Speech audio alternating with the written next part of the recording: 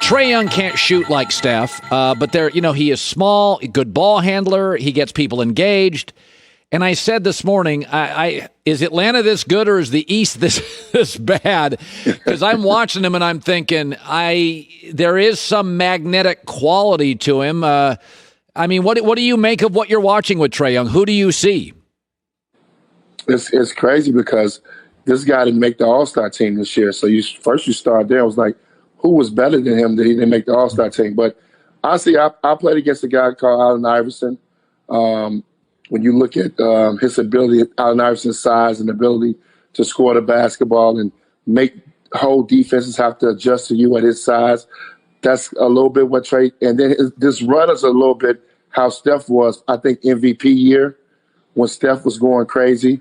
They do it a little bit differently, but it's kind of when you think about the size and the way they're able to really work you in the pick and roll, and teams have to make full adjustments just for this one player. This is the run that Trae Young is on. He's turned himself into a superstar. I can't even call him an all-star now. I believe he's a superstar, and he's only going to get better because he's doing it on the biggest stage right now. And his confidence and swag is second to none. When you got that type of confidence and swag, you're only going to get better. Yeah, it is interesting. The NBA would admit this privately, but not publicly. We watch the games, much like college basketball. We watch the games at the end of the year. We talk about the regular season. We don't watch it a ton. So this is when you get shoe deals. When you're great for 12 weeks in the playoffs, is to Antoine's point, that's when you become a star in this league. Michael Jordan was great, but for years he was getting bounced by the Pistons, and we talked a lot more Pistons than Michael Jordan, as you know, before Michael started starring in the postseason. So I look at the West tonight. Clippers trail 0-2. And, earlier Nick Wright was on and said this will be the 16th game in like 32 days for the Clippers. Phoenix was rested after their series. Chris Paul's going to come back rested. And I do think we've reached a point. I like the Clippers a lot. But you've been in these playoff series. How many times can the Clippers go to the well? Could it just be Phoenix is hotter, healthier, and more rested, and they've just got more energy? It certainly looks like it right now. I think it's a combination of all those things. I think it's very difficult to keep having these grueling series and think you're going to be able to get out of it against a team that's fresh, that's confident, that has two legitimate superstars. And you think about Chris Paul and Devin Booker. And Chris Paul hasn't even played yet, and they've been able to hold a 2-0 lead. So I just think right now with the Clippers, without Kawhi Leonard, they don't have enough. T. Lue's done a terrific job of trying to make adjustments to this lineup. But in order for them to have a chance, the supporting cast has to play incredibly well. Terrence Mann maybe has to put together another game of 35-40. That's asking a lot. Reggie Jackson has to continue to keep playing at the clip he's playing at, because Paul George has played great. Granted, he missed 2 free throws and late in the game, but he's been unbelievable the last 4 games. And you're basically getting what you're going to get out the Clippers without Kawhi Leonard. I don't think the Clippers can play any better than they've played.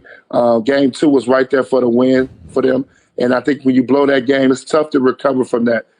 Phoenix is just too confident, too healthy, too young, too energetic. I think they're going to win this series. A gentleman's sweep. I still get a Clippers. I think they're good enough to win 1 game, but we're looking at a gentleman's sweep. But by the way, Trae Young's becoming a star in front of our eyes. So is DeAndre Ayton. And DeAndre and Trae had a bumpy first year, but man, DeAndre Ayton for the Suns is just, the perfect time to really play your best basketball, and it's happening for Trae and DeAndre. So Steve Kerr is going to coach Team USA, and he talked about Kevin Durant, and he said, Kevin's more gifted than Michael in terms of size and shooting and range and ball handling, and that's probably seen as a slight to Michael Jordan. But I said this the other day, if you had a one-on-one tournament, every NBA player ever, I'm not so sure Kevin Durant wouldn't win. I don't know who would stop him. He's too long. He's got too much range. Do you agree with what Kerr is saying, first? And secondly, did you ever play with somebody who was incredibly gifted, but they didn't maybe tap into all of it? Well, I don't agree with Steve Kerr. I think Michael's the most gifted player that's ever played the game and gifted scorer. Now, what I do agree with, I think Kevin Durant is the second best gifted scorer we've ever seen in the game today. I think it looks a little different, obviously, because he's coming from a 7-footer, a guy who's who's 7 feet. But we have to stop with this comparison to Michael Jordan. Michael Jordan is one of a kind. If Kevin Durant was as gifted as Michael Jordan, he wouldn't seek out playing with other stars. He'll try to get it done. Not saying you have to get it done by yourself, but he seeked out to win his championship. He went and played with 4 All-Stars. So it's a little different than Michael. Michael was gifted enough to be the catalyst and lead his team and build Scottie Pippen and Horace Grant to being All-Stars in this league and carry a group of guys to 6 NBA titles. That's a different type of gifted that Michael has. But as far as scoring the basketball, purely scoring, I think Kevin Durant will go down as second best. I never really played with anyone like that. I played with Dirk Nowitzki, who was a great scorer. Didn't have the ball handling ability of a Kevin Durant, but could really score it.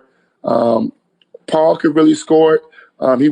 He's not at that level of a Kevin Durant putting it in the basket. So I never had the luxury of playing with a Michael Jordan or a Kevin Durant, guys that were really, really exceptional scorers and done it with ease and with so much efficiency. You know, Joe Lacob, the owner of the Warriors, said, listen, if Steph would want to leave, I understand it. He has the right to leave. We don't think he will. But he complimented Kevin Durant. He said, we like Kevin. He left. I'm still friends with Kevin. And I said this, Antoine, Steph is one of those players. D. Wade had this in his prime. I just identified D. Wade with Miami. I just identified him. It was like Aaron Rodgers is great, but I don't identify him with the Packers. If he left tomorrow, I'd be like, he never really truly, his personality didn't fit. D. Wade always felt like Miami. Like that was the perfect place for him to play. I feel the same thing with Steph. And you played with D. Wade down in Miami, and there is something, and it's very rare. It's Jeter with the Yankees.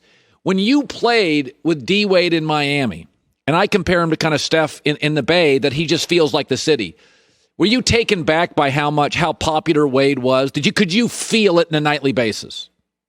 Yeah, I could feel it because obviously in his prime, and when Shaq came in and gave him the name Flash and all those things, and I watched him become a star and watch him have that incredible play with him in that incredible finals, and just to make up and start to see the people, the celebrities, all the endorsements and things start to come his way.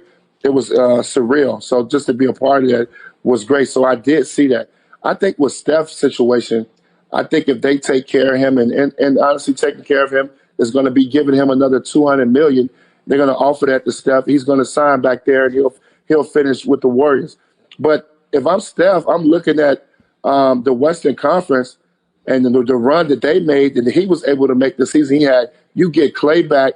You got the 7th and 14th pick. Wiseman will be back. You got Draymond Green. They're in a great position right now to be good again. You still got Andrew Wiggins, who made strides. It seems like he's going to be a good fit with those guys. So they're right there. So I don't see no reason for Steph to have to leave. I think they still compete for a championship because you don't have to take those 2 picks. Those 2 picks can turn into some veteran guys to help you out and make a playoff run. So Steph's in a great position. But the best way to do that is to offer Steph his max, which I think they would do. D. Wade left Miami because he felt like Pat Riley did not appreciate him with the contract offer he offered him towards the end of that career. And that's why D. Wade left and came to Chicago. I think it took like a 2-year, $49 million deal because he felt appreciated.